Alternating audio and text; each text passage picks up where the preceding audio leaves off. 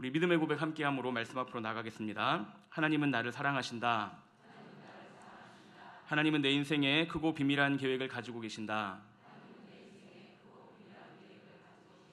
하나님 오늘도 나와 동행하셔서 그 계획을 이루어 주신다. 아멘. 그렇게 될 줄로 믿습니다.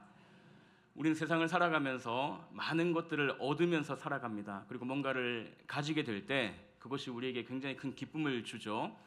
이제 아빠가 오는 것보다 택배 기사가 오는 것이 더 반가운 것처럼 우리가 뭔가를 얻게 될 때 누리게 되는 기쁨이 굉장히 큽니다. 그리고 그 얻게 되는 것이 이 택배로 배송될 수 있는 것도 있지만 차라든지 아니면 집이라든지 굉장히 큰 것들도 있어요. 그런 걸 얻게 되면 우리 마음이 기쁠 뿐 아니라 그것이 우리의 가치를 높여준다라고 생각을 하게 됩니다. 그런 물질적인 것뿐 아니라 학벌이라든지 아니면 사회적인 지위도 우리가 얻게 되는데 그것이 세상에서 우리를 인정받게 만들어주기 때문에 우리에게 굉장히 소중한 것들입니다. 자, 그런데 여러분, 우리가 뭔가를 얻었을 때 한 번 얻으면 그것으로 만족하고 그냥 끝까지 그것만 가지고 가느냐? 그렇지는 않습니다. 사람은 더 좋은 것을 원합니다. 그래서 계속해서 좋은 것을 가지기 위해서 노력하고 바꿉니다. 더 좋은 것을 얻기 위해서도 바꾸지만 우리가 가지고 있는 것들은 낡죠. 지금은 그것이 굉장히 좋은 것이고 나에게 큰 기쁨을 주고 내 가치를 높여주는 것 같지만 한 10년 지나면 구닥다리가 되어버려서 내가 그것을 가지고 있기 때문에 오히려 내 가치가 떨어지게 되는 일이 일어나요. 여러분, 한 20년 된 아주 옛날 경차를 타던 분이 얼마든지 이거 탈 수는 있지만 대형 세단 제네 땡땡을 탁 바꾸면 그 문 열고 딱 들어갔을 때 그 의자의 편안함과 온갖 편의사항들을 막 경험하면서 막 신세계를 맛보게 되죠. 너무 기쁩니다. 탔을 때만 기쁜 게 아니라 내릴 때도 기쁘죠. 이전에 내가 그 옛날 차를 딱 타고 내릴 때는 사람들이 그렇게 볼 것 같았는데 이제는 딱 내릴 때 굉장히 어깨가 막 힘이 들어가는 그런 경험을 하게 됩니다. 그런데 그 차를 한 20년 타면 어떻게 됩니까? 내가 아직도 이 차를 타고 있구나 이런 생각을 하게 되고 사람들도 나를 좀 이렇게 부족하게 볼 것 같은 그런 느낌이 듭니다. 그러니까 지금 우리가 굉장히 소중하게 여기고 기쁨을 얻고 우리의 가치를 높여준다고 생각하는 것들은 언젠가는 가치가 없어져 버리기 때문에 영원히 그것을 계속 바꾸면서 살아갈 수가 없는 거예요. 그리고 그것들의 가치가 없어질 뿐 아니라 우리도 늙고 병들고 죽죠.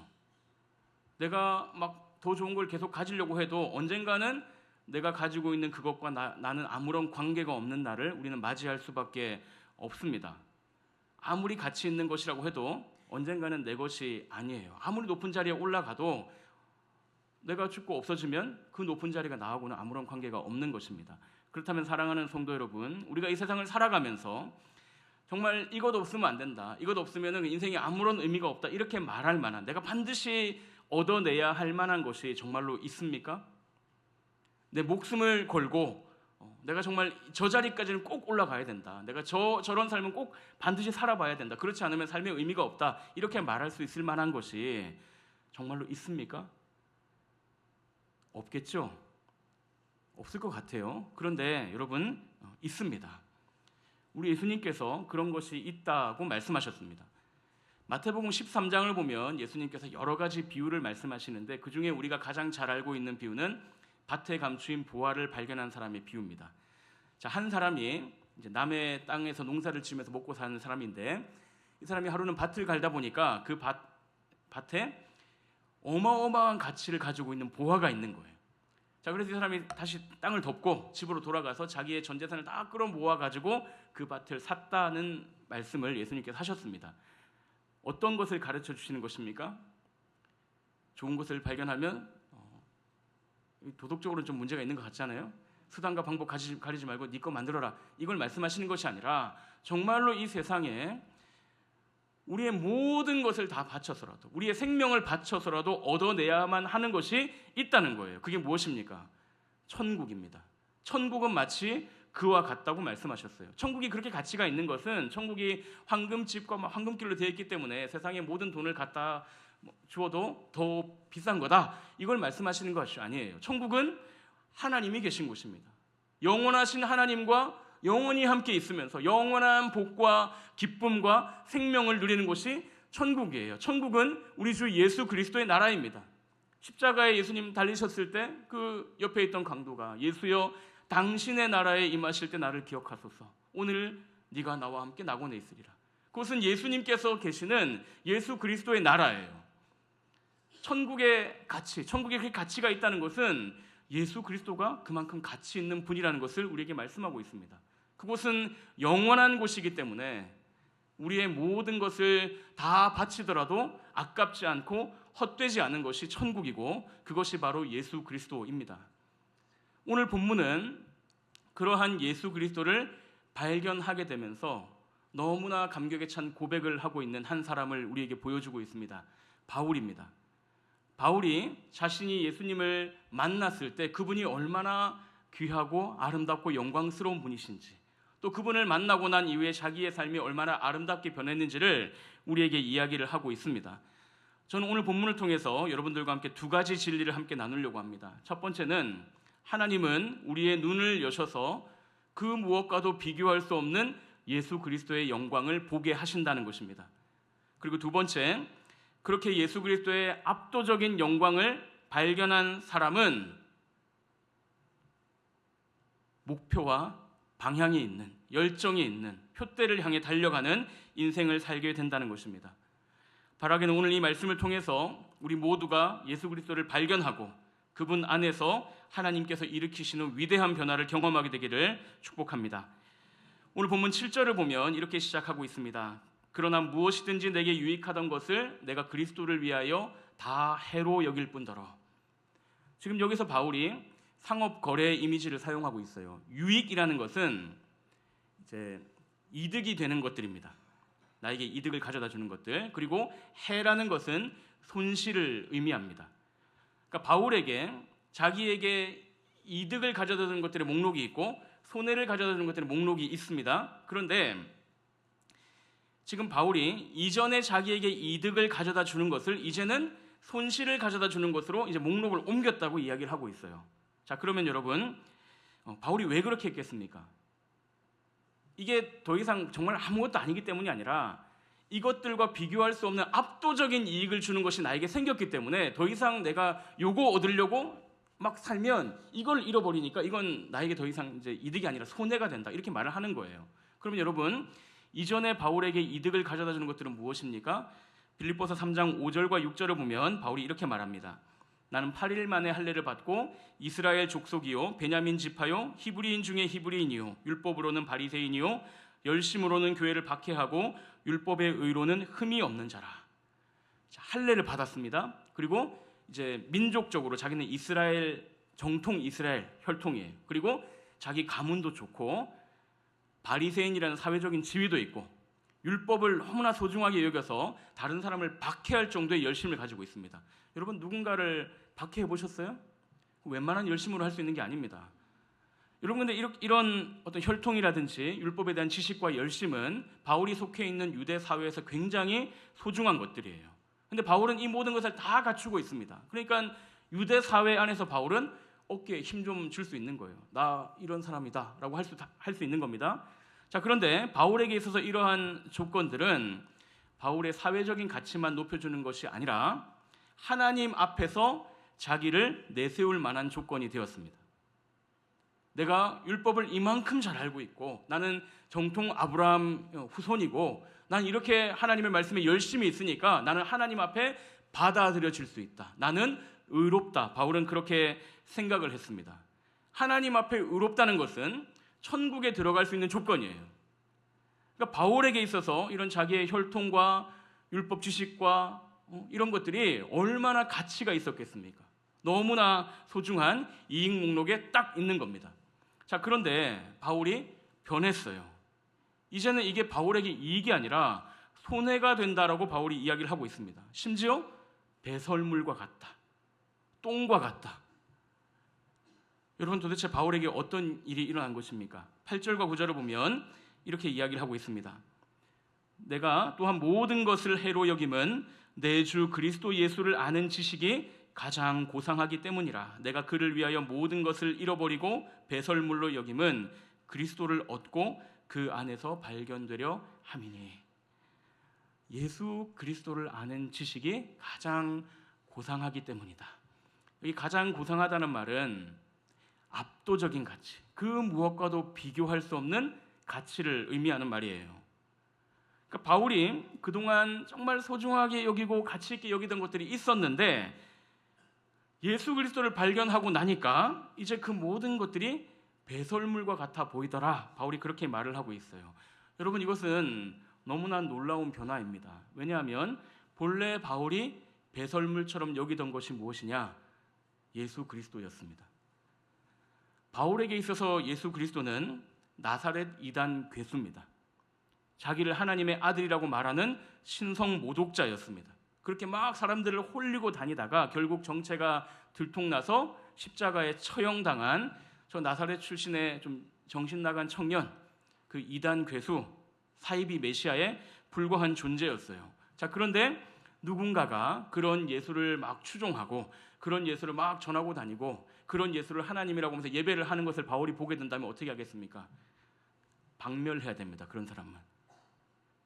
왜냐하면 자기가 가장 귀하게 여기고 있는 그 유대 율법과 이런 것들을 다 거스르고 있기 때문에 그런 존재들은 박멸해야 돼요. 그게 바울에게 있어서 예수 그리스도의 존재였습니다. 그런데 그랬던 바울이 어쩌다가 예수 그리스도를 아는 지식이 가장 고상하다, 그 무엇과도 비교할 수 없다, 내가 이전에 소중하게 여기던 것 예수 그리스도를 얻기 위해서라면 그거 다 나 똥처럼 여길 거다, 그거 아무것도 아니다. 어떻게 바울이 이런 사람이 되었습니까? 그것은 바울이 부활하신 예수님을 만났기 때문입니다. 바울이 예수님을 만났어요. 사도행전 9장 3절부터 5절을 보면 이렇게 말씀하고 있습니다. 사울이 길을 가다가 다메섹에 가까이 이르더니 호련히 하늘로부터 빛이 그를 둘러 비추는지라. 땅에 엎드러져 들음에 소리가 있어 이르시되 사울아 사울아 네가 어찌하여 나를 박해하느냐 하시거늘 대답하되 주여 누구시니까? 이르시되 나는 네가 박해하는 예수라. 바울이 다메섹에 예수 믿는 사람들이 있다는 이야기를 듣고 이제 공권력을 동원해서 그들을 잡으려고 가고 있습니다. 혈기등등하게. 그런데 갑자기 하늘에서 빛이 팍 비추고 하늘에서 자기를 부르는 소리가 나는 거예요. 사울아 사울아 네가 어찌하여 나를 박해하느냐? 나는 네가 박해하는 예수다. 여러분, 하늘에서 이 자연적인 빛이 아니라 갑자기 막 생각지도 못한 그런 빛이 막 비추면서 그 하늘에서부터 소리가 막 난다면 그 존재는 어떤 존재입니까? 그 존재는 신적인 존재예요. 근데 그 존재가 자기를 누구라고 말해요? 나는 예수다라고 말하고 있습니다. 바울이 얼마나 충격을 받았겠어요. 자기가 지금 예수 믿는 사람 잡아가지고 넘기려고 가고 있는데 그 신적인 존재가 딱 나타나가지고 나는 예수다라고 말을 하는 거예요. 예수가 신성 모독자가 아니라 자기 자신이 신성 모독자라는 것을 바울이 그 자리에서 깨닫게 되는 겁니다. 예수는 나사렛 이단의 괴수가 아니라 그분이 정말로 하나님이시라는 것을 바울이 그 자리에서 직면하게 됩니다. 자기는 죽어 마땅한 죄인이에요. 그런데 예수님께서 자기를 벌하시고 죽이시는 것이 아니라 용서하시고 오히려 바울에게 사명을 주셨습니다. 예수님을 만난 그 자리에서 바울은 정말 너무나 위대하신 분을 만났을 뿐 아니라 너무나 압도적인 은혜와 사랑을 경험하게 되었습니다. 그리고 이 경험이 바울의 삶을 180도 바꿉니다. 바울은 더 이상 자기의 혈통과 자기의 어떤 열심을 자랑하지 않습니다. 하나님은 그런 것을 가지고 사람을 받아주시는 분이 아니라 아무리 형편없는 죄인이라 하더라도 예수 그리스도 안에서 예수 그리스도의 그 십자가로 인해서 죄인을 받아주시고 사랑해 주시고 사명을 주시는 은혜로우신 분이라는 것을 바울이 깨닫게 되는 것입니다. 그것을 경험하면서 바울은 이제 예수를 박해하는 사람이 아니라 예수를 위해서 목숨을 거는 사람으로 변화되었습니다. 사랑하는 성도 여러분, 이것이 오늘 이 본문이 우리에게 보여주는 첫 번째 진리입니다. 하나님은 우리를 만나주시고 우리의 눈을 열어서 예수 그리스도의 압도적인 영광을 보게 하십니다. 그리고 그분을 만나면 우리의 삶에는 이제 가치의 전복이 일어나게 됩니다. 세상 무엇과도 비교할 수 없는 예수님의 그 아름다움, 그것을 보면서 그 앞에서 다른 모든 것들은 이제 빛을 잃어가는 거예요. 자, 그런데 어떤 분들은 이렇게 말씀을 하실 겁니다. 난 예수를 믿지만 그런 특별한 것은 본 적이 없다. 나는 교회를 오래 다녔지만 예수님이 그 정도로 대단한 분이라고는 생각하지 않는다. 나는 그렇게 경험한 적이 없다. 정말 예수님이 그렇게 대단한 분이라면, 그 무엇과도 비교할 수 없는 압도적인 가치와 영광과 아름다움을 가진 분이라면 모든 사람이 다 알고 모든 사람이 다 인정해야 하지 않냐, 교회에서만 그렇게 말하는 거 아니냐, 그렇게 이야기를 하실 수 있습니다. 맞습니다, 여러분. 성경은 예수 그리스도가 그 무엇과도 비교할 수 없는 가치, 모든 것을 배설물로 만들어버리는 그런 압도적인 가치를 가진 분이라고 말씀하지만 실제로 사람들은 그것을 알지 못하고 인정하지 않습니다. 여기에는 크게 두 가지 이유가 있는데, 첫 번째는 죄로 인해서 사람들의 눈이 가리워져 있기 때문입니다.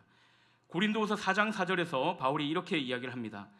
그 중에 이 세상의 신이 믿지 아니하는 자들의 마음을 혼미하게 하여 그리스도의 영광의 복음의 광채가 비치지 못하게 함이니 그리스도는 하나님의 형상이니라.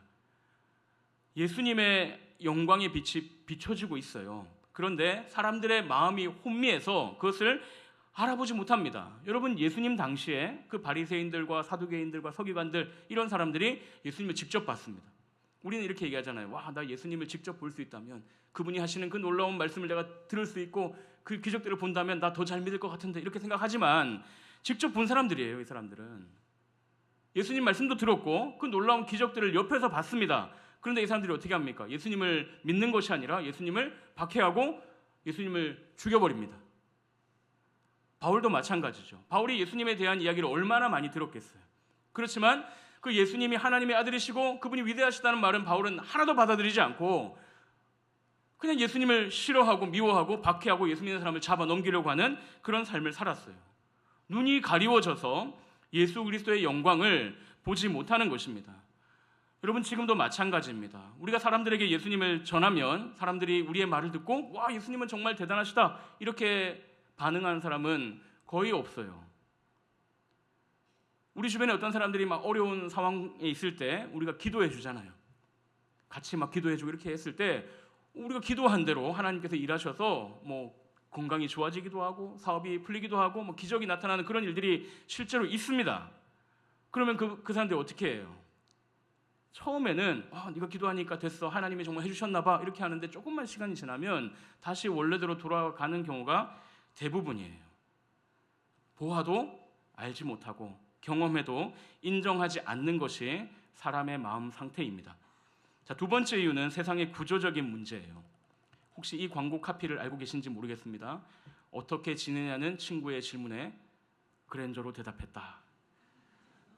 네, 어떤 의미인지 아시죠? 그러니까 좋은 차니까 나 이런 차 타는 사람이야, 나 이 정도 살고 있어, 이렇게 대답한다는 광고 카피인데, 저는 이 광고가 지금 우리가 살고 있는 이 세상을 너무나 잘 보여준다고 생각합니다. 우리는 소유와 학벌, 직장, 성공으로 사람의 가치를 매기는 세상을 살고 있습니다. 우리 청소년들, 정말 여러분 다시 청소년 시기로 돌아가면 정말 할 수 있는 게 너무나 많을 것 같고 인생을 더 멋있게 살 수 있을 것 같잖아요. 근데 우리 청소년들은 정작 지금 점수 몇 점을 가지고 낙인이 찍히는 삶을 살고 있고 어느 대학에 가느냐를 가지고 자기의 인생이 결정된 것처럼 살 수밖에 없는 그런 환경에 노출되어 있습니다. 아파트 평수로, 아파트 브랜드로 사람의 가치를 매기고 있습니다. 그런 가치가 부당하다고 얘기하면 억울하면 성공하든가, 이런 말을 듣게 됩니다. 여러분, 이런 세상 속에서 가끔 그런 생각 들잖아요. 내가 예수님을 믿는 게 도대체 무슨 의미가 있나? 예수님이 정말 내가 이 세상을 살아가는데 무슨 가치가 있나? 그런 생각을 우리는 하게 돼요. 사람들의 마음이 어두워서 예수 그리스도의 가치를 보지 못하고 있고, 실제로 이 세상에서 예수님보다 훨씬 더 가치 있고 유용하고 좋아 보이는 것들이 너무나 많이 있습니다. 성경은 그것을 이제 우상이라고 말하죠. 그 우상이 가득한 세상을 살아가고 있는데 그런 사람에게 가서 예수 그리스도의 무한한 영광과 가치를 말하고 그분을 가장 귀하게 여기면서 살아가라고 말하는 것은 불가능한 것을 하라고 말하는 것입니다.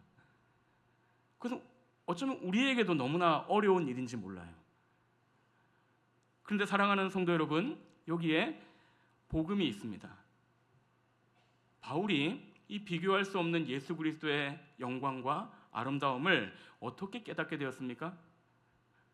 바울이 간절하게 예수님을 찾고 하다가 예수님을 만나서 알게 된 것이 아니라, 바울은 예수님을 박해하고 예수 믿는 사람을 잡아 넘기러 가고 있었는데 그곳에 예수님이 찾아오셔서 바울을 만나주시고 바울에게 빛을 비추어 주시고 바울의 눈을 열어서 비교할 수 없는 예수 그리스도의 영광을 보게 하셨어요. 그래서 고린도후서 4장 6절을 보면 바울이 이렇게 고백합니다. 어두운데 빛이 빛이라 말씀하셨던 그 하나님께서 예수 그리스도의 얼굴에 있는 하나님의 영광을 아는 빛을 우리 마음에 비추셨느니라. 그 태초의 어두움에 하나님이 빛을 비추신 것처럼 깊은 어두움 속에 있는 바울에게 예수 그리스도의 빛을 비춰주셨어요. 그리고 그 빛을 바울이 보았을 때 그의 삶과 가치가 완전히 변화되었습니다. 바울은 더 이상 자기를 자랑하지 않습니다. 그 무엇과도 비교할 수 없는 예수 그리스도 안에서 발견되기를 원하고 그분의 그 죽음과 부활의 영광에 참여하기를 원하고 그분과 함께 살아가기를 갈망하게 됩니다. 사랑하는 성도 여러분, 우리가 기독교 신앙을 가진다는 것은 이런 것입니다. 우리가 기독교라는 종교에 가입을 해서 어떤 일정한 예식에 참여하고 교회가 우리에게 제공해주는 어떤 종교적인 서비스를 받으면서 마음의 위안을 받는 것이 기독교 신앙이 아니라 그 무엇과도 비교할 수 없는 예수 그리스도를 만나는 것이 기독교 신앙이에요. 그 영광에 우리가 압도당했어. 그분에게 우리의 마음을 다 빼앗겨서 그분을 예배하기 위해서 우리는 여기에 모여 있습니다. 우린 그분의 아름다움을 함께 노래합니다. 내가 살든지 죽든지 그리스도께서 내 안에서 존귀하게 되기를 바라면서 나를 통해서 누군가가 예수를 알게 되기를 원하고 그것을 위해서 때로는 손해와 고난도 감수하는 것이 그것이 기독교 신앙입니다. 예수 그리스도의 그 비교할 수 없는 영광을 우리가 보았기 때문입니다. 그러나 안타깝게도 우리가 교회를 다니고 예배를 참석한다고 해서 모든 사람이 그 영광을 다 보게 되는 것은 아닙니다. 여러분은 예수 그리스도의 영광을 정말로 보셨습니까? 여러분 그 가치를 알기 때문에 예수님이 여러분들에게 가장 귀한 분이 되셨습니까? 지금 여러분들이 대답하지 않으셔도 여러분 스스로 자기의 마음의 상태를 살펴보시면 충분히 알 수 있으실 거예요. 내가 교회 와도 예배가 참 밍숭하고 막 주님 큰 영광 받으셔서 손 들고 그러는데 굳이 손까지 들고 막 그렇게 해야 되나 뭐 이런 생각이 들고 막 뜬구름 잡는 것 같고 그러시다면 예수 그리스도의 영광을 보는 눈이 닫혀 있거나 흐려져 있는 것입니다. 저도 그런 상태에 있었던 적이 많기 때문에 그 마음을 잘 알고 있습니다. 사랑하는 성도 여러분, 지금 여기에 가장 아름답고 가장 영광스러우신 우리 주 예수 그리스도께서 계십니다. 그분은 우리가 세상에서 얻을 수 있는 그 무엇과도 비교할 수 없는 분입니다. 우리의 모든 찬양과 영광을 받기에 합당하십니다. 오늘 성령님께서 저와 여러분의 눈을 열어주셔서 그 비교할 수 없는 그리스도의 아름다움을 보게 하시고 바울의 마음을 사로잡으신 것처럼 우리의 마음도 사로잡아 주시기를 간절히 원합니다. 자, 근데 이렇게 얘기하면 이제 질문을 할 수가 있습니다. 그럼 그게 도대체 뭐냐? 예수 그리스도의 영광이 도대체 뭐냐? 이렇게 물어보실 수가 있어요. 저도 이제 목사 아들로 태어나서 모태신앙으로 신앙생활을 했지만 참 이게 이해하기 어려웠습니다. 특히 제가 청년 시절에 저희 청년부 목사님께서 이 주님의 아름다움에 대한 이야기를 참 많이 하셨어요.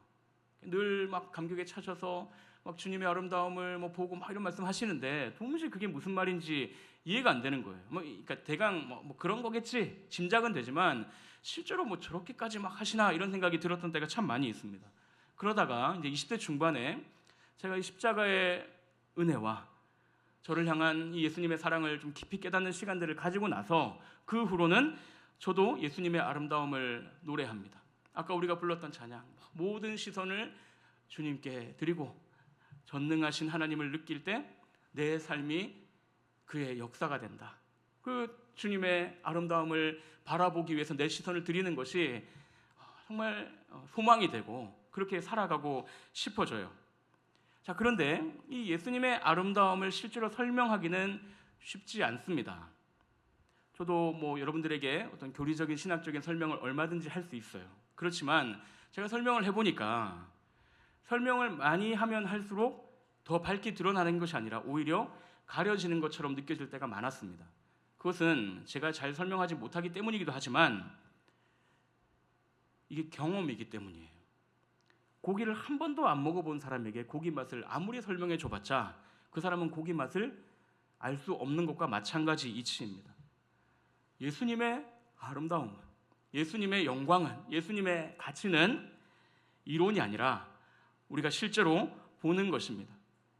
우리의 영혼이 실제로 경험하는 거예요. 실제로 감각하는 거예요. 우리가 정말 예쁜 사람, 멋진 사람 보면 감탄하고 막 좋은 것처럼 정말로 예수님이 보이고 그분이 너무나 아름답고 그분이 너무나 귀하고 그분이 너무 닮고 싶어서 내 마음에 감격이 있고 소망이 일어나는 것이, 그것이 예수님을 보는 것입니다. 예수님에게 완전히 매료당하는 거예요. 여러분, 그래서 지금 바울이 그리스도 예수를 아는 지식이 가장 고상하다고 말하면서 그 지식이 무엇인지를 1번, 2번, 3번, 4번 이렇게 막 설명하지 않고 있습니다. 물론 바울은 거기에 대해서 굉장히 많은 말을 했지만 지금 여기서는 별로 말을 하고 있지 않아요. 그리고 바울이 지금 여기서 내가 그것을 경험해서 아는데 너무나 귀한데 너희들도 그걸 알아야 되고 너희들도 나처럼 살아야만 한다, 이렇게 명령조로 이야기를 하고 있지도 않습니다.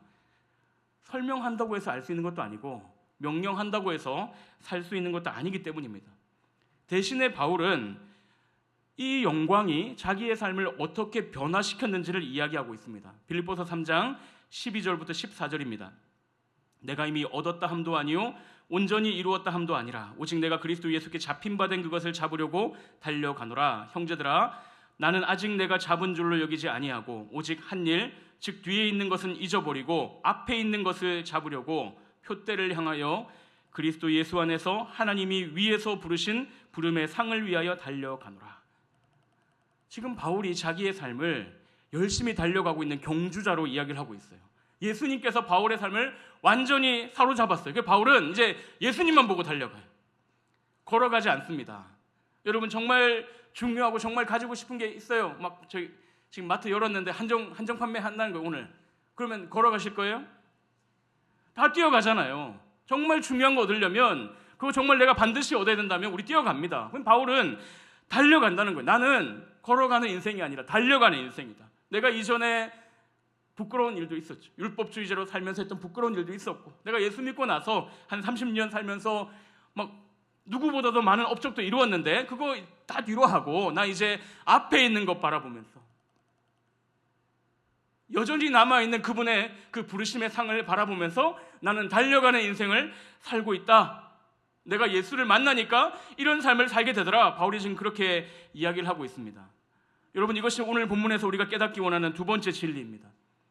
예수 그리스도의 압도적인 영광을 발견하는 사람의 삶에는 자신의 모든 것을 걸고 달려갈 만한 분명한 목표와 방향이 생긴다는 겁니다. 내 인생의 모든 것을 걸고 끝까지 기쁨으로 달려갈 수 있는 목표가 있는 그런 열정적인 인생으로 우리를 사로잡으신 예수님께서 이끌어 가신다는 거예요. 지난 1월에 우리 교회에서 라오스 단기 선교를 다녀왔습니다.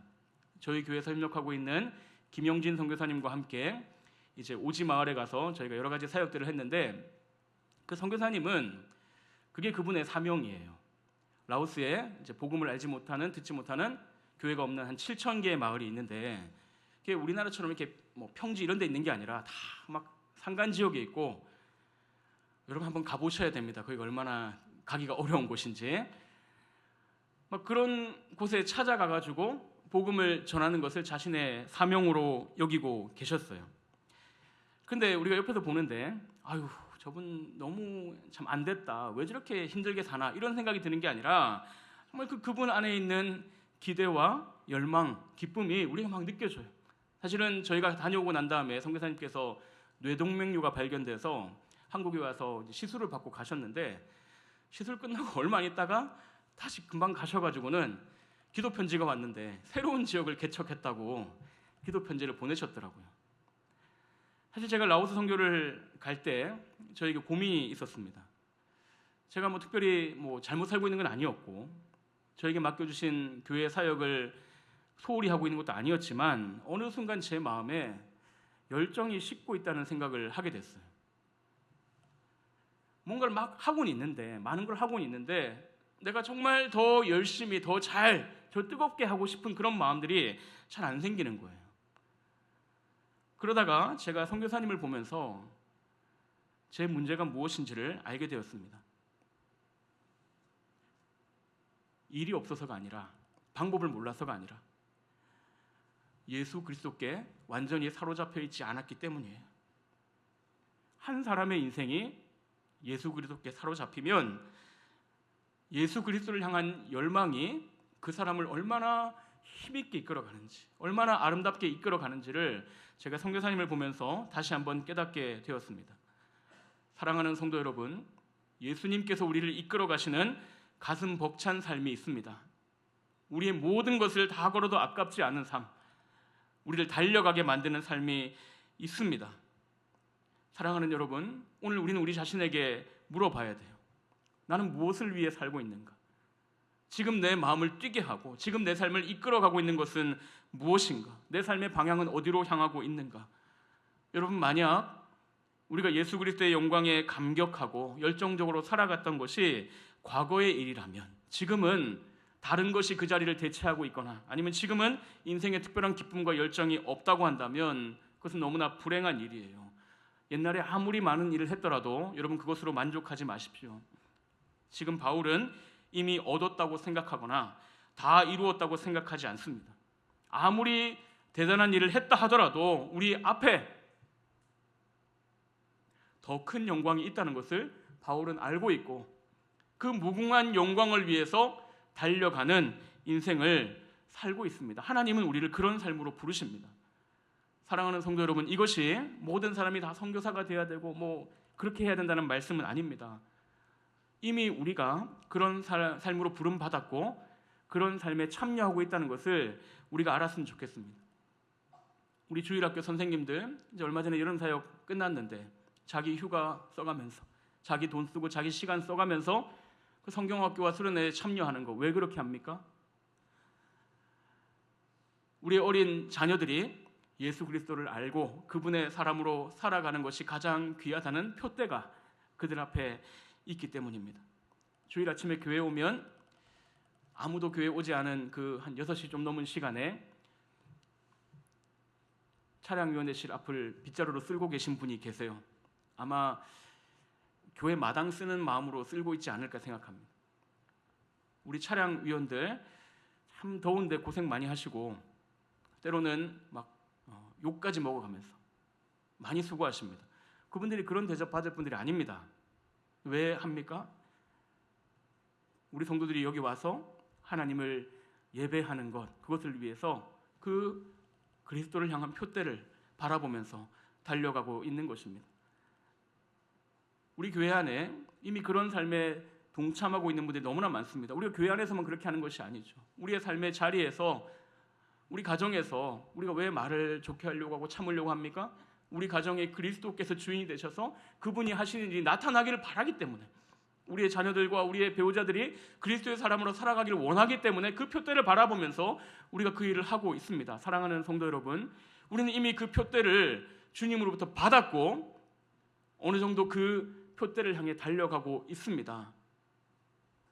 그 사실을 기억하십시오. 내가 왜 그 일을 하고 있는지, 내가 왜 그 방향으로 가고 있는지를 기억하십시오. 그러면서 예수 그리스도를 바라보십시오. 그분을 바라볼 때에 여러분들이 참여하고 있는 그 일에 하나님께서 힘을 주시고 걸어가는 인생이 아니라 달려가는 인생이 되게 하시고 그 일에 참여하는 여러분들을 통해서 하나님의 위대한 역사가 나타나게 하실 줄로 믿습니다.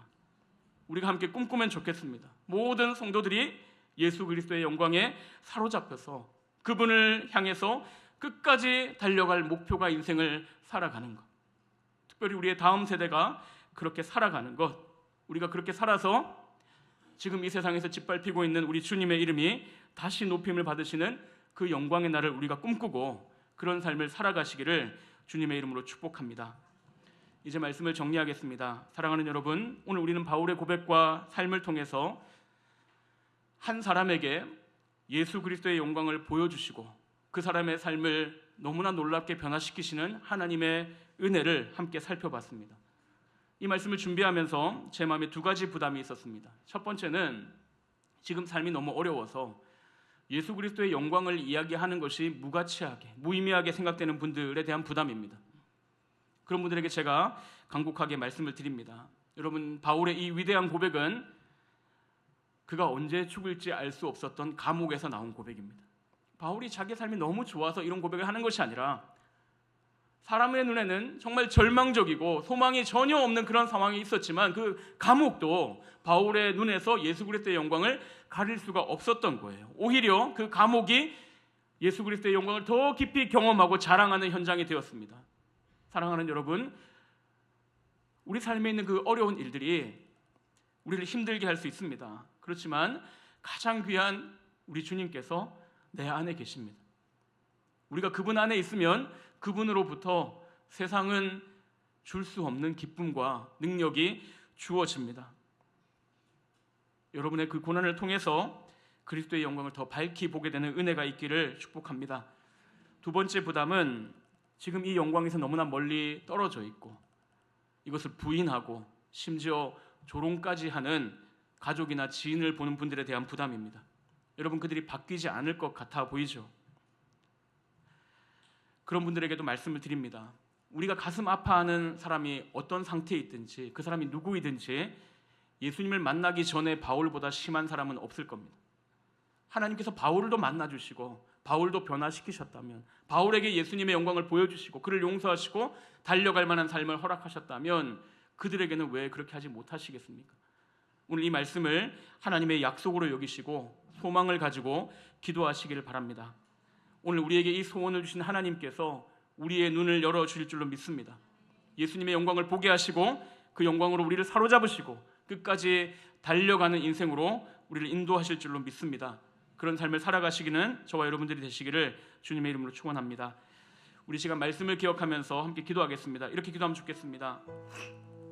하나님, 우리의 눈을 열어서 그 무엇과도 비교할 수 없는 예수 그리스도의 영광을 보게 하여 주시옵소서.